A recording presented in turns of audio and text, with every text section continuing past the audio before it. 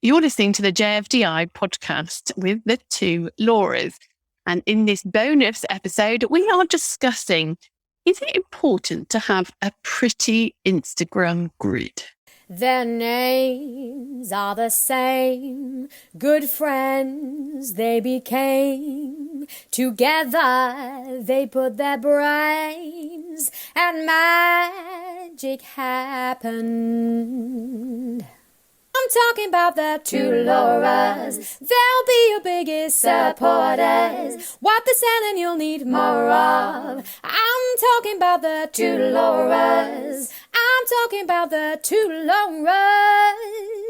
Okay, Laura Moore, in this bonus episode, I have one question for you. Does your Instagram have to be pretty? No. End of podcast. No. Look, you know that I'm a little bit OCD about our grid in terms of... A little bit. It irritates me if we've got two colours that's the same next to each other. However, what irritates me more is, let's take puzzle grids to start with, because obviously we can go into lots of other things, but puzzle grids. I think everyone knows my thoughts probably, but they wind me up. And here's why. I feel like I've just got on my soapbox. Going back to the question, no, that your grid doesn't have to be aesthetically pleasing. It needs to look good enough. But a puzzle grid, will look great if somebody lands on your grid. But if they see that post going through the feed, 9 times out of 10, it makes zero sense because half a word's cut off or someone's face is cut in half. Do you remember there was one we saw where it's just a dog's bum? Yeah, there was like a dog hanging over from the post, which will be coming up, I assume. So you just saw a dog's arse at the very top of this square. Where's the strategy behind that? Yeah, this is where people's focus is in the wrong place. The focus is, does it look pretty? Is my puzzle grid all linked together? Is the dog's head going to appear in the right sequence? And actually, that should never be someone's priority or focus when they are thinking about their content on Instagram. Now, I know there's lots of people out there who take a lot of pride about how their Instagram looks, and I'm not knocking that. I actually think having an account that is on brand and has consistency in that brand is important, because people can, there's people in our membership who I see their content straight away. I don't have to look at the name. I know exactly whose account that is. And that is amazing. That's what we all want to achieve. But it's to a point, isn't it? It's if you're putting your aesthetics before your content, that is when there's a problem. And these people who I'm referring to, who I see their content all the time, I don't think they do that. Their content looks good, but most importantly, their content is on point. It adds value. It's good content. But it's when you just have a beautiful looking grid, but actually there's no substance to the content either, and it just is a bit like it's National Dog Day, and there's no relevance to the business and they don't even have a dog. But they've used the National Dog Day just because it looks good on their grid. Yeah, that's when I feel we've got a problem. And because Instagram always used to be still is a visual platform when you compare it to the Facebook and Twitter, what have you. It was all about it had to be good photography, but I don't think it has to. There's some really shocking accounts out there who look. Oh, I wish I could remember the one I always used to refer to when I did training. It looked shocking, absolutely shocking, but it did so well. And most importantly, they sold a lot from that Instagram account. Yeah, and I think gone are the days where you create your Instagram content with the photo first. The photo is what you're sharing, and whatever you're putting on it comes afterwards. What you think about what you're going to, your reason for sharing it. Those days are long gone. Everyone's had this, oh my God, Instagram is a video platform type meltdown recently. But really, it may not be a fully video platform, but it's not a pretty photography-based platform anymore, is it? We see far more graphics, like Canva graphics, GIFs, all of those things, than we do amazing black and white posed photography. Yeah. So I remember when I started my Instagram account, I remember thinking at the time, and we're talking like 5-6 years ago, I remember thinking, coming from a background in the cake industry where it was quite easy to create content and have a beautiful looking grid. If as long as you had beautiful cakes, you had a beautiful grid. To then shifting into this, where you don't have a product, you don't have stuff to take a photo of. And I was like, right, well, I'm just going to have to put graphics out there. I'm going to, and that's when I fell in love with word swag.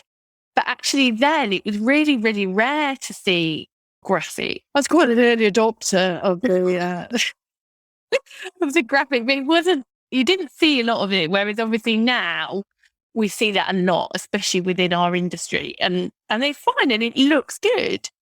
It looks like it's all meant to be there and we all find it acceptable and we all consume that kind of content. So I definitely think anyone who worries about how it's got to be great photography, we're over that now, unless obviously you're a photographer. Yeah, which we're not, clearly.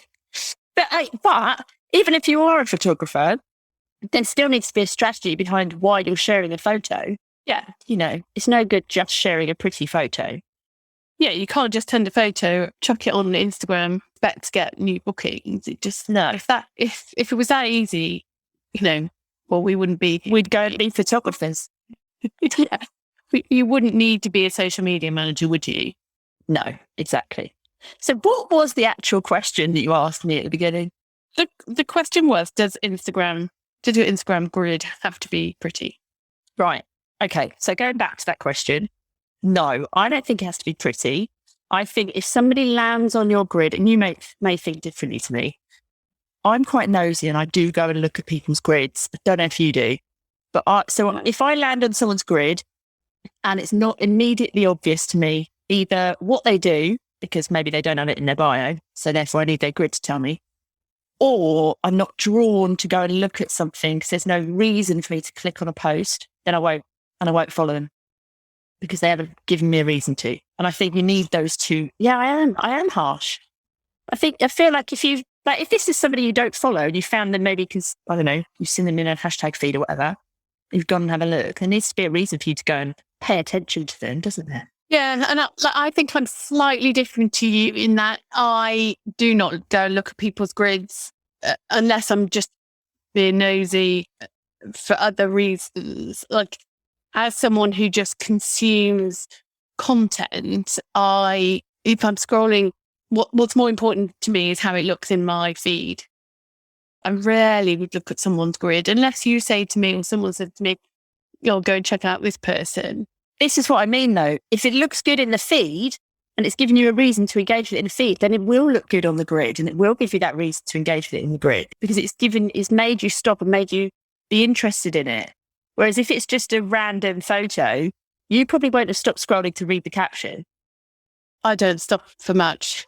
Yeah, I don't look at people's whole grids. I would just look at the feed. And if their content speaks to me in the feed, then I'll engage with it. But I will rarely go and look at someone's grid. And actually, if somebody says to me, go and check out this person, I may go and look at their profile. I'm more likely I'll read their bio and then I'll head to their stories because I want to see what they're actually really like as a person, not what their grid posts are like. See, I never go and watch someone's stories unless I know them. So interesting, isn't it, how different people use different platforms? But this is the thing, isn't it? And how we all make assumptions on how we should operate and deliver social media management, and how we make all these assumptions based on how we use social media.